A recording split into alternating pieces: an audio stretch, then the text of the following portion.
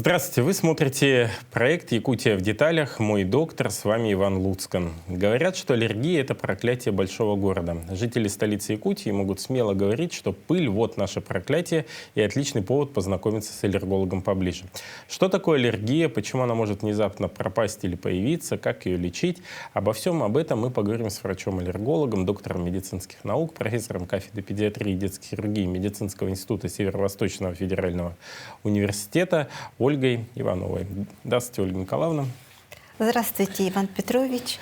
Да, действительно, мы затрагиваем очень важную проблему современности – это аллергия.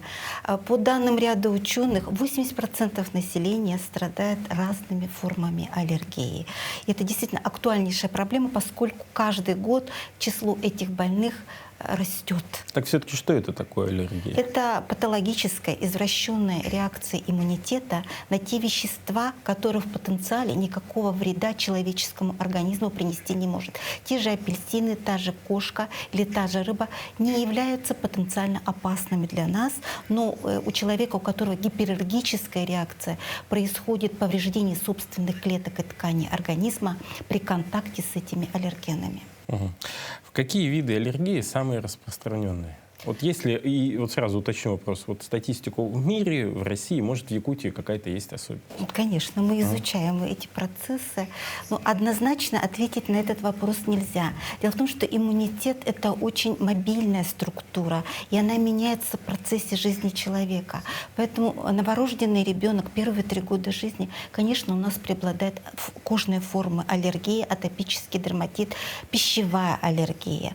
Затем уже ближе к первому пубертатному периоду у детей формируются респираторные формы аллергии, это аллергический ринит. К подростковому возрасту и во взрослом состоянии чаще проявляется бронхиальная астма, а у ряда пациентов и бывает и атопический дерматит, и аллергический ринит, и бронхиальная астма. В старческом возрасте, когда пациент принимает очень много препаратов, гипотензивных, сердечно-сосудистых препаратов, формируются такие реакции, как аллергическая крапивница, отек венки. То есть в разные возрастные периоды разные аллергические реакции.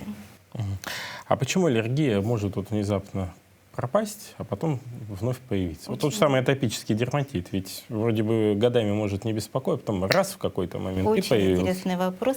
Дело в том, что мы тоже меняемся в процессе нашей жизни, и у нас меняется наша иммунная система.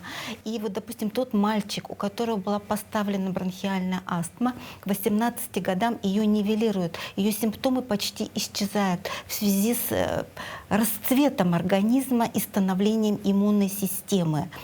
И симптомов астмы может быть и не быть, да? Но к 40 годам уже взрослый мужчина при стрессах, перегрузке, курении, отсутствии правильного питания, он может дать рецидив бронхиальной астмы, которая у него была в раннем и позднем детстве.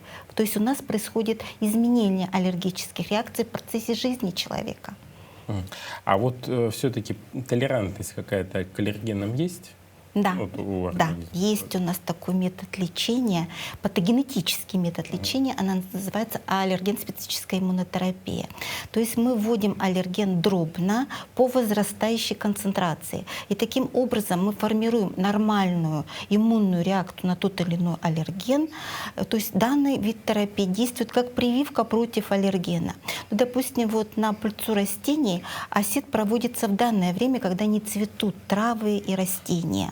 Аллергия к клещам домашней пыли, она проводится в любое время года. То есть вот такой вот метод лечения, основанный на толерантности. Сразу же возникает вопрос, в каком возрасте его эффективно принимать? Если, допустим, вот человек в возрасте уже, то есть там 40-50 лет, когда у него уже сформировалась определенная система, и уже наоборот происходит угасание, вот он будет полезен в данном случае? Ну, вы знаете, конечно, есть свои показания, противопоказания. Мы не берем детей раньше, чем 4 года возраста, и не берем очень пожилых лиц, не берем лиц с рецидивами заболевания, с онкологией, беременных и кормящих матерей. Не берем лиц, у которых прям вот гипераллергическая реакция. Ну, то есть вот там существует определенный спектр противопоказаний и показаний. То есть все здесь подбирается индивидуально. Ну, условно, да, там У меня Ну, хоть этого и индивидуально. нет, да, ну вот я просто по себе скажу, да, вот аллергия на кошку, да, ну самое часто, да, говорят, ой, у меня аллергия на кошку, постоянно чихаю, чешусь там и прочие вещи. Вот проходит такой метод терапии, после этого аллергии не будет на кошку? Вы Или знаете, вот в все-таки Российской опять же, Федерации пока нет такого аллергена и осит на кошку. Вот не проводится осит на кошку. А на потому что проводится тогда? проводится в данное время на пыльцу березы, пыльцу злаковых трав и на О. клещи домашней пыли. А, ну вот если на пыль, например, да? вы- Если на клещей домашней пыли, то был неплохой результат нескольких курсов терапии. А у некоторых лиц даже одного курса терапии бывает достаточно. А в Якутии уже начали применять эти методы? Или... Естественно, всегда применяли. Есть советские схемы лечения. Это препараты вводятся подкожно. Или вариант вот французских препаратов. Это капли под язык. Препарат Сталораль.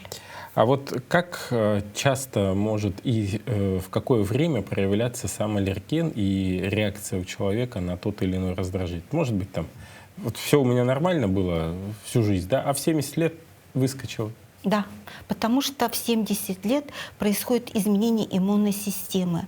Во-первых, у нас инволюцируется тимус, продуцент Т-клеток, Т-лимфоцитов. Это тоже влияет на иммунитет. А во-вторых, в 70 лет мы, наверное, принимаем какие-то препараты, мы все-таки загрязняем свою печень, кишечник. И организм — это все-таки сложная система. Имеет значение, что мы съели с утра, какие препараты выпили, какое у нас настроение, есть ли у нас стресс, выспались ли мы за эту ночь, курим мы или нет. То есть от множества факторов. И все это надо учитывать. Но вот, к сожалению, я со своими пациентами сталкиваюсь с такой ситуацией. Человек даже не помнит, что он съел в течение суток. Заглянул в холодильник, что-то перехватил, Увидел, перекусил и забыл об этом, что он съел шоколадку. Накануне, допустим, той же дозы осид. Поэтому надо все-таки фиксировать, что мы едим как-то, вот, что мы употребляем, какие препараты пьем. Очень долго приходится вот на выяснение, а нам не затратить время и вспоминать все те события, которые происходили с человеком в течение последнего промежутка времени. Ну, вот если посмотреть, вот собрать анамнез жизни человека, есть ли какой-то портрет пациента, что он больше всего подвержен каким-то аллергическим реакциям? Или только аллерготест и с регулярной его там частотой раз там, может, 5-10 лет сдавать, чтобы смотреть, появилась ли реакция на тот или иной аллерген? Знаете, вот знаменитый терапевт Заберин говорил, что анамнез — это 60% все-таки диагноза, да? Но прежде всего нужно спросить больного, страдают ли аллергией его мама и папа, бабушка и дедушка, тети и дяди. То есть обязательно есть наследственный фактор.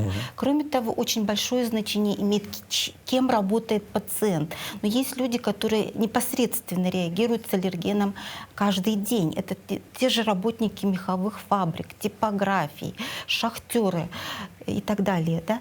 Кроме того, имеет значение, в каких условиях живет человек. Если он проживает в частном доме, пораженным грибком, или проживает в каких-то домах, в которых очень много животных, если он занимается там, творчеством, смехом и так далее. То есть все это имеет значение. И подытоживая все это, врач-аллерголог, иммунолог все-таки ставит вероятность развития того или иного типа аллергии в результате вот анализа всех анамнестических данных. А вот с точки зрения тестов, про которые я сказал, аллерготесты, насколько они информативны? И в какой период их все-таки надо сдавать? Их нужно сдавать в тот период, когда пациент не принимает 3 дня хотя бы антигистаминные препараты. В противном случае вся картина клиническая смажется. На кожные аллерготесты достаточно информативны. Но бывают условия, при которых мы на кожные аллерготесты мы сделать не можем. Ну, допустим, повреждена кожа предплечья, или, допустим, у него рецидив заболевания, либо это беременная женщина или кормящая женщина. Но есть альтернатива — панели аллергоскрина. Сейчас у нас есть ряд лабораторий, которые дают 4 панели аллергоскрина по 20 аллергенов. Есть панели аллергоскрина сокращенные по 10 аллергенов. Есть единичные аллергены, то есть вот можно сдать именно на кошку, именно на собаку или на пыльцу березы. Есть миксты аллергенов, ну, допустим, микс грибков, который включает в себя 4 грибка.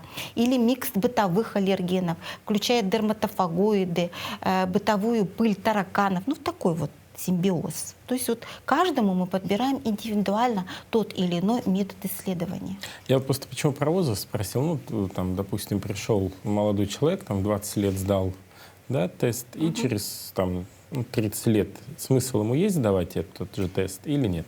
Смысл есть, Вот. мы меняемся Я вот это и хотел, в течение да. всей своей жизни, в зависимости от контакта с тем или иным аллергеном. С чем мы чаще контактируем в этой жизни, на то и формируется сенсибилизация. Но вы можете вот даже не увидеть этого аллергена, если это грибок. Это же наш тайный сосед. То есть вот масса нюансов, которые даже сам пациент не знает. Вот спрашиваешь у него, какая у вас подушка, какой вот какими постельными принадлежностями вы пользуетесь.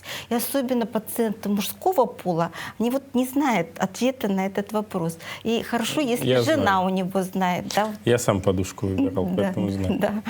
Ну, то есть вот масса нюансов. Вот эти дети, которые посещают садик, родители тоже не знают, на каких постельных принадлежностях спят их дети, не знают, какое меню дается в садике. Но надо быть более внимательным, изучать вот эти мелкие особенности, нюансы для того, чтобы все-таки выявить параллели между аллергией и сенсибилизирующим фактором. Вот. Вот если заранее сдать аллергопанель, например, да, и предотвратить столкновение с аллергенами, ну, тех, которые вот мы, по крайней мере, знаем, там, кошки, собаки и прочие вещи, есть ли шанс, что в последующем при сдаче аллергопанели у нас эти показатели останутся вновь? Ну, вы знаете, да, есть такие пациенты, которые прежде чем завести кошку или собаку, приходят к аллергологу и делают тест. Мне кажется, это высокая степень ответственности по отношению к животному и по отношению к своему здоровью. Да, действительно, это надо делать. В противном случае вы заведете животное, через год у вас появится аллергия, и совершенно невиноватое животное будет расплачиваться за этот шаг. Поэтому это, да, правильно, особенно если есть какое-то подозрение. Но все-таки следует обратиться к специалисту, потому что причинно значимые аллергены, первый их круг будет выявлен в результате выяснения анамнеза. Вот сейчас в современном мире вопрос вакцинопрофилактики, он всегда стоит остро. Мы помним пандемию ковида, да и, собственно говоря, все детские болезни мы победили в прививочной кампании. Да, и охват у нас достаточно сейчас большой, но, тем не менее, люди боятся некоторые ставить в силу того, что у них есть высокий риск по аллергии. Вот насколько здесь риск перевешивает ответственность при постановке вакцинации? Вакцинопрофилактика — это метод контроля за управляемыми инфекциями, и ее важность необходима для сохранения генофонда государства, да, популяции людей. И если все-таки есть обострение заболеваний, да, возможен медотвод на 2 недели. И мы рекомендуем, вот наши специалисты, если все-таки ребенок или взрослый аллергик, 3 дня до и 3 дня после прием антигистаминных препаратов. Ну и, в принципе, постановка вакцины допускается. Возможно, да. Потому что некоторые говорили, что медотвод пожизненный. Нет, медотвод по жизни ряда вакцин. Если, допустим, непереносимость белка куриного яйца, то такие вакцины, как гриппол и вакцина против кори, наверное, будут противопоказаны. Но есть разные варианты вакцин. Можно подобрать тот или иной подходящий вариант вакцин именно этому человеку. Грудное вскармливание. Тема тоже очень важная, актуальная. Все-таки поддержка иммунитета ребенка формируется как раз за счет грудного молока. Вот если длительное грудное вскармливание, насколько позволит оттянуть срок возникновения аллергии у ребенка? Или наоборот? Вот вы знаете, где граница? У маленьких детей основной аллерген, это уже доказано, это белок коровьего молока. И грудное вскармливание — это неоценимый подарок матери своему ребенку. И это мера профилактики аллергии к белку коровьего молока. Потому что все-таки трудно подобрать пациенту с атопическим дерматитом подходящую смесь, а в специализированной смеси для атопиков вообще цена очень высокая. Одна баночка стоит около 4000, хватает ее на 3 дня. Поэтому грудное вскармливание все-таки является универсальным методом профилактики аллергии у маленьких детей. Ну вот тема, которая очень часто и в социальных сетях поднимается, и, по-моему, даже мы как-то с вами в одной из программ ее поднимали, холодовая аллергия. Все-таки аллергия на что? И как с этим быть? Вы знаете, холодовая аллергия, я вот замечаю, как практикующий врач, с каждым годом становится все актуальнее и актуальнее. И она актуальна именно в наших уникальных климатогеографических условиях. Да, у нас есть ряд лиц, которые боятся выйти в мороз, у них начинается отек горла, выделение из носа, слезотечение, сыпь на руках и на коже лица. Конечно, полностью избежать клинических проявлений невозможно. Но мы рекомендуем как можно меньше бывать на воздухе в холодный период температур, носить длинные перчатки, закрывать лицо, пользоваться такси. И в самый период холодов мы назначаем антигистаминные препараты длительного применения. Но все-таки холод, да? Ну, это же не аллерген там, белковой природы, это же все-таки физический фактор. Холод — это триггерный фактор развития аллергии. Это испытание организма, иммунитета. Конечно, будет у ряда лиц вызывать вот такую реакцию. Но одним из видов редкой аллергии является еще тепловая аллергия. То есть у нас есть пациенты, которые отвечают на жару. В жаркий период у них тоже сыпь, покраснение кожи, им трудно дышать. И тоже в этот период мы даем антигистаминные препараты, кремы с СПФ и рекомендуем закрываться от солнца. А можно ли как-то купировать симптомы исключительно лекарствами? Полностью ликвидировать симптомы только одними лекарствами невозможно. Если есть контакт с аллергеном, все равно клинические проявления заболевания не только будут проявляться, они еще и будут развиваться. Поэтому причинно значимый аллерген по возможности надо убрать из окружения пациента. А вот к противоаллергическим препаратам вырабатывается ли сенсибилизация организма или нет? Вот Привыкание. Тот же самый, ну, совсем, да, там, супрастин, да? Там вот его пить, и потом он вообще действует. Дело в том, что у нас сейчас существует 3 поколения антигистаминных препаратов. Ну, к первому поколению, которое относится супрастин, точно формируется привыкание. На 4-й день у вас эффекта от применения этого препарата не будет. Поэтому мы применяем препараты 2-го и 3-го поколения, которым привыкания нет. И нет седации, да, побочного эффекта вот этих антигистаминных препаратов.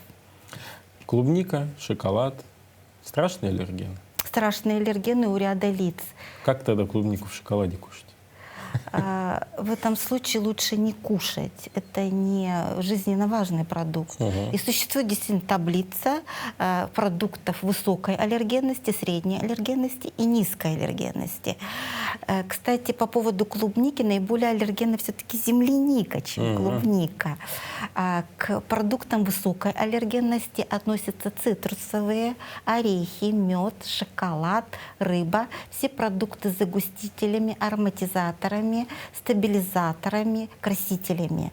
К продуктам средней аллергенности относятся свинина, оленина, фрукты, овощи, это низкая аллергенность, да, молочные продукты. К низкой аллергенности все-таки отнесется, да, это зеленые овощи, зеленые фрукты.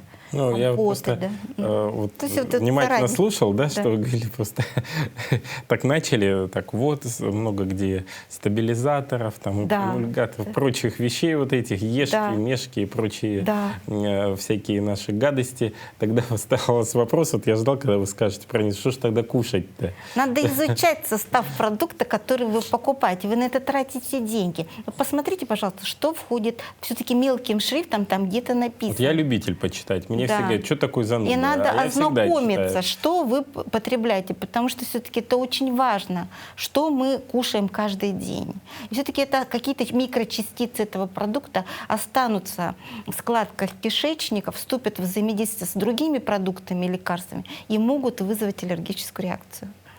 Вот по поводу, кстати, бытовой химии, да, которая применяется в быту, и, кстати, один из источников атопического дерматита, если потом приходят, да, домохозяйки, да и мужчины тоже. Вот тут как выбрать-то правильно? На что смотреть? Там-то... Но здесь вот выбирается индивидуально. У некоторых лиц аллергия на хлорсодержащую бытовую химию, у некоторых на на ряд стиральных порошков. Но в этом случае мы рекомендуем детские стиральные порошки «Умка» и «Ушастый нянь». Если аллергия на агрессивные шампуни, кондиционеры для волос, есть детская косметика, которая менее аллергенна. То есть вот подбирается все очень индивидуально. А вот вы обращали внимание, что в последнее время аллергии стало больше, исходя из того, что изменился и тип питания, и то, что у нас вот той же самой химии стало больше, стали больше использовать консервантов в продукции и так далее?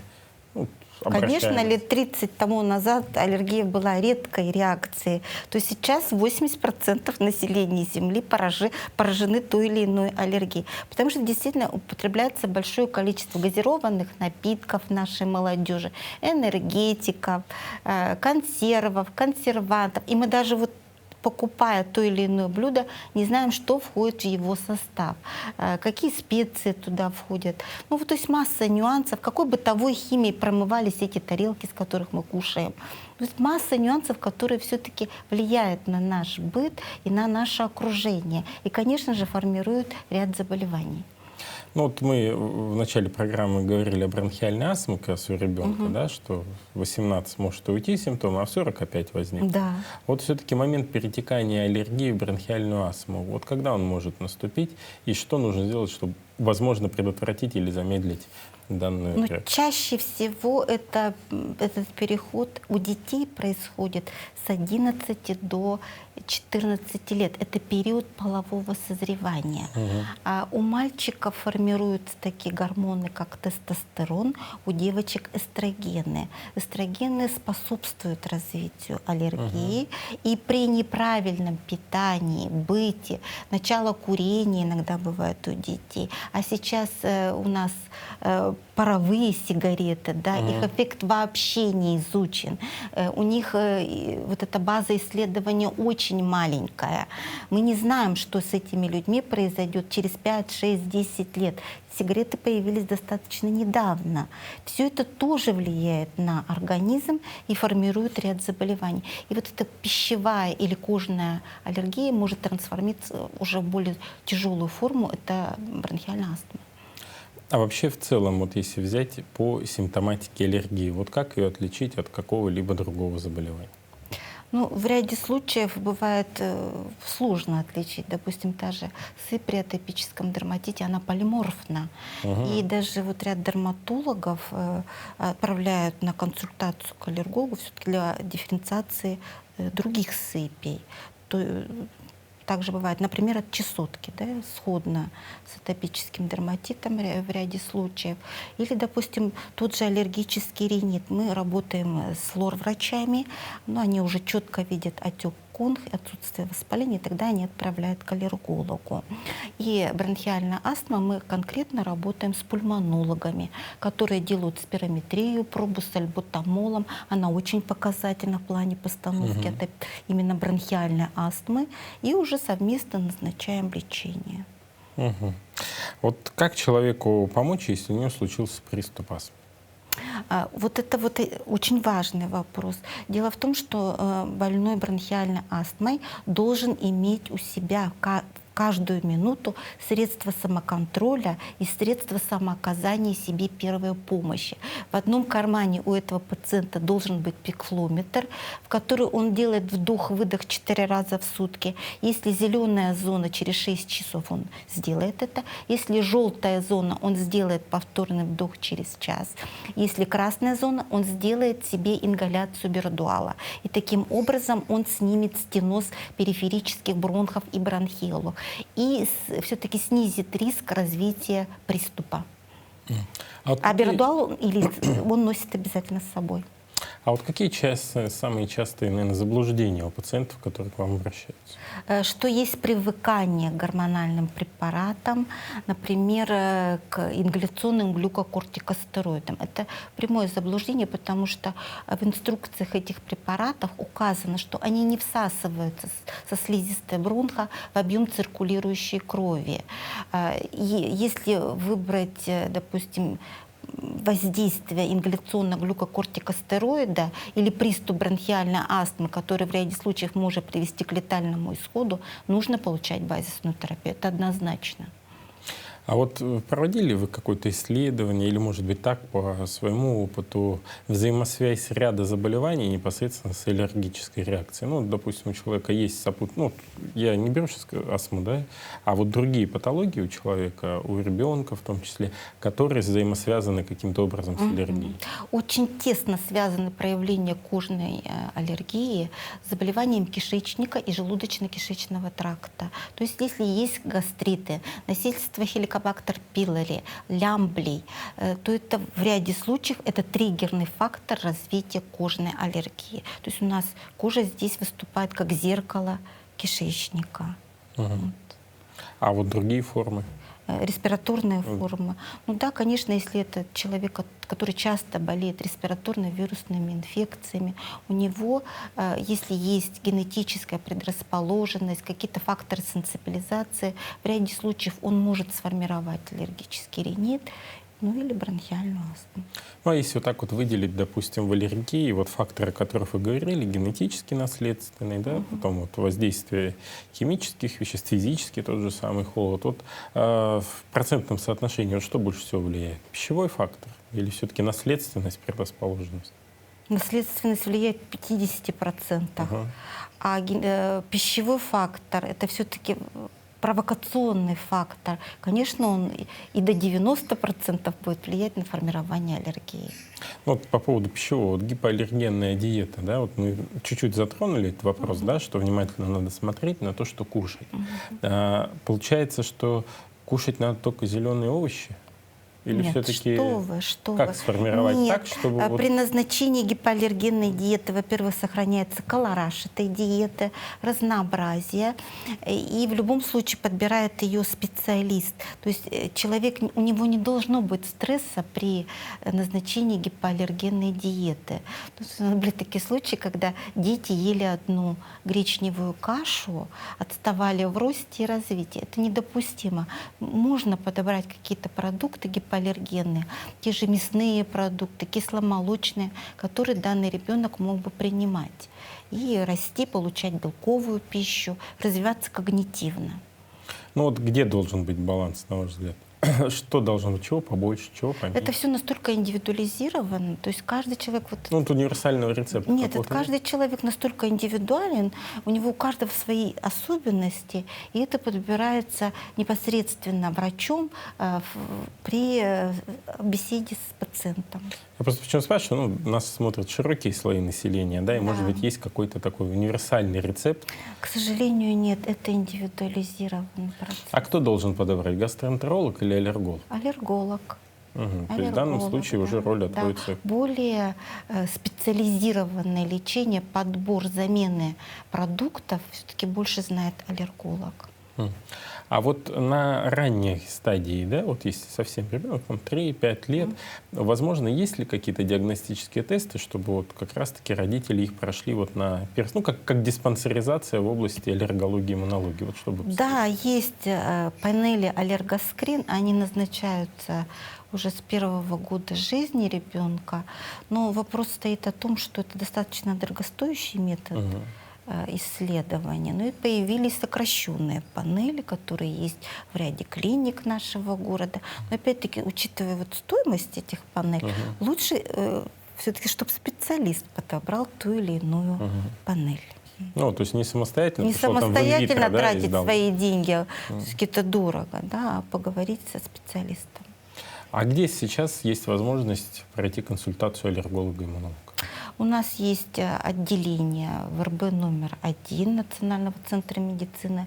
Есть аллергологи в муниципальных поликлиниках первой, точно есть отделение, в третьей поликлинике, то есть там можно получить помощь аллерголога. Есть частные клиники, та же Виктори клиник, клиника Аврора, Даймонд клиник, по-моему, где можно получить помощь узкого специалиста. А вот как надо понять, что мне туда надо? Если вас беспокоят симптомы аллергии, ну, то есть они чешется, достаточно будут, да. они точно будут вас беспокоить, и вы обратитесь. Спасибо большое, Ольга Николаевна, что подошли к нам сегодня в студию, нашли время, и мы поговорили на очень важную и нужную тему, вопросы аллергии, потому что действительно вы абсолютно правы. В современном мире при нашем огромном количестве аллергенов, которые появляются с каждым, по-моему, днем, аллергия выходит на первое место, и, как вы сами сказали, сейчас уже 80% все равно обращаемость и увеличивается, и, соответственно, человеку нужна помощь на ранней стадии. Я хочу напомнить нашим телезрителям, что у нас сегодня в студии была профессор кафедры педиатрии и детской хирургии Медицинского института Северо-Восточного федерального университета имени Максима Кировича Амосова, врач-аллерголог, доктор медицинских наук Ольга Николаевна Иванова. И мы с ней говорили на очень важную, интересную тему — это аллергия. На этом выпуск программы «Якутия в деталях. Мой доктор» подошел к концу. Оставайтесь вместе с нами. Мы всегда рады видеть вас по будням в 19:15. Также вы можете увидеть повторы нашей программы и на наших каналах в социальных сетях, и в эфире канала «Якутия-24». Всем хорошего настроения, будьте здоровы, не болейте. До свидания.